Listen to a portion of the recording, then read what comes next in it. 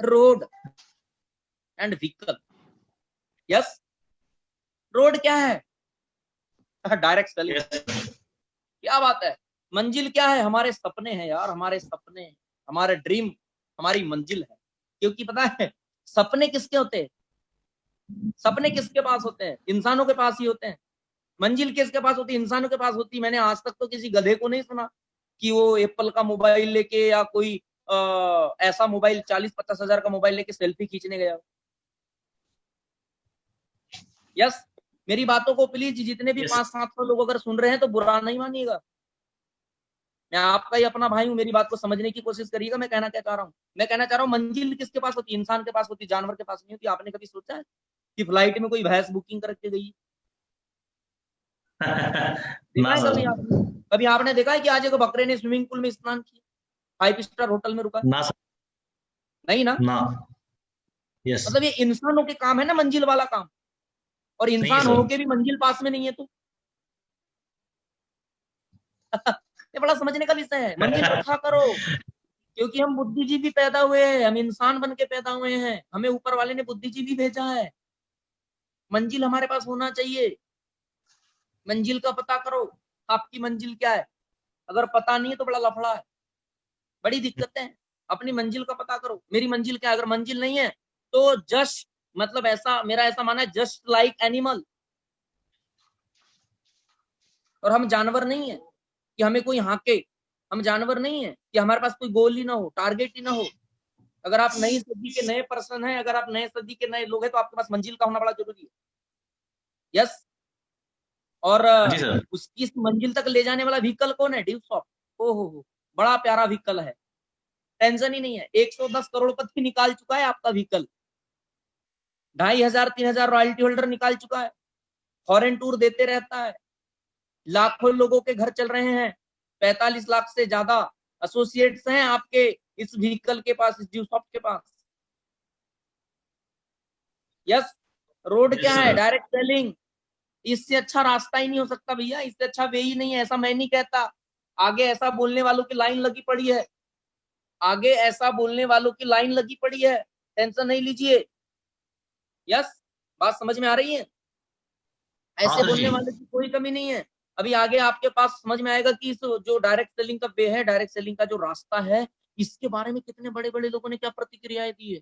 यार इतने प्यारे रास्ते पे नहीं चलोगे तो किस पे चलोगे? ऐसा मेरा नहीं कहना है, बड़े बड़े लोगों ने कहा है कि ये बड़ा सेफ मूड है डायरेक्ट सेलिंग, 21वीं सदी का व्यवसाय, 21वीं सदी की क्रांति, डायरेक्ट सेलिंग। अरे ऐसे रास्ते पे तो नहीं चलोगे तो कैसे रास्ते पे चलोगे? नए सदी का नया रास्ता, और इस पे चलना चाहिए। अभी थोड़ा सा आगे सर, जस्ट मिनट, जैसे बेक करिए, बेक करिए, बेक करिए, बेक करिए, अभी बातें पूरी हुई नहीं है अनुत्रे जी। Yes yes yes. रोड आपको समझ में आ गया। अगर व्हीकल, व्हीकल सॉरी, ड्राइवर आप स्वयं है।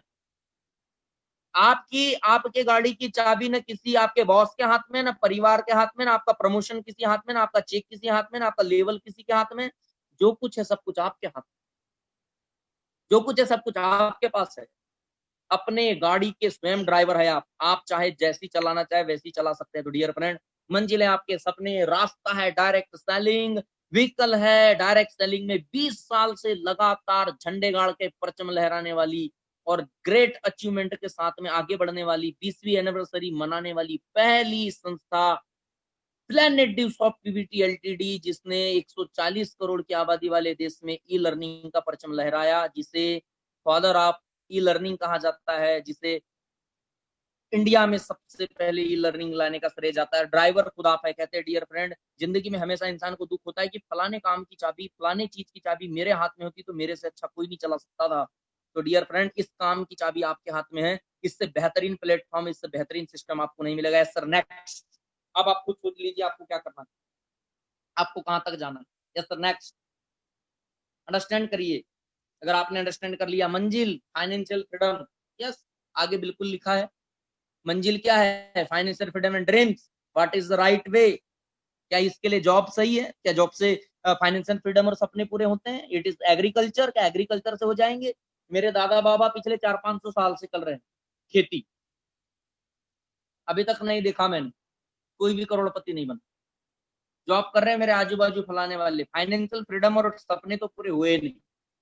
सिर्फ और सिर्फ समझौते भरी सरकार चल रही, समझौते भरी सरकार, गठबंधन वाली सरकार। जो मिल गया तो ठीक, नहीं मिला तो ठीक है, पूर्ण बहुमत वाला काम नहीं। हाँ जी और सर। 21वीं सदी के लोगों को पूर्ण बहुमत वाली सरकार में जीना चाहिए। मतलब पूर्ण अपने मन से संतुष्टि भरा जीवन। यस, प्रोफेशन जो है वो आपका है, अगर किसी प्रोफेशन से करना चाहते हैं जैसे डॉक्टर, लॉयर, इंजीनियर, तो मैंने तो ये सब चीजें अभी तक नहीं देखा, किसी पास टाइम है तो नहीं। फाइनेंशियल फ्रीडम का मतलब बहुत सारी चीजें इसमें आती है इस एक शब्द में, इसको समझने की कोशिश करिएगा। Hard work, it is traditional business, क्या आप सिर्फ हार्ड वर्क से इनको पूरा कर सकते हैं?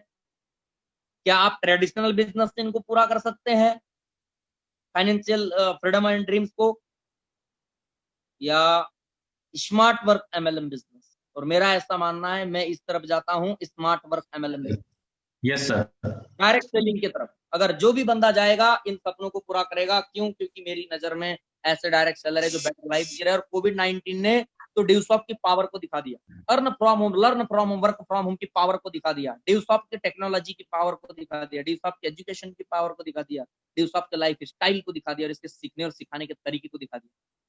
इसके टेक्निकल जो पावर है उसको बता दिया कि टेक्निकली कितनी साउंड है, ये बता दिया। Yes sir, next. मैं खुश हूं कि हम ऐसी संस्था में हैं, और मैं खुशी के साथ में कह सकता हूं कि आप लोग ऐसी संस्था में, आपको मतलब सर, बैक बैक। यस, तो क्या कहता है कि फाइनली आवर कंक्लूजन क्या निकला?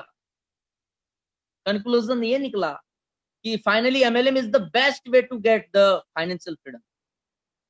अगर सबसे अगर कोई अगर निकला, अगर इसका हमने अगर पूरा अगर फल निकाला, निचोड़ निकाला, कंक्लूजन निकाला, तो ये समझ में आया कि फाइनेंशियल फ्रीडम का सबसे बेस्ट वे है, सबसे अच्छा रास्ता है। Every fifth Millionaire coming from this field की, हर पांचवा करोड़पति इस फील्ड से आज की डेट में निकल रहा है। इतना प्यारा रास्ता मिला है, सोच लो, सोचो। उसके बाद में भी आदमी सोच नहीं पाता है। यस, हाँ जी people sir. Don't know about potential of the MLM business. अब आप सबसे बड़ी बात खुद नहीं जानते कि आप इस बिजनेस में कितना बड़ा पोटेंशियल है, इस बिजनेस में कितना बड़ा क्या है, इंसान नहीं जानता। Yes sir, next.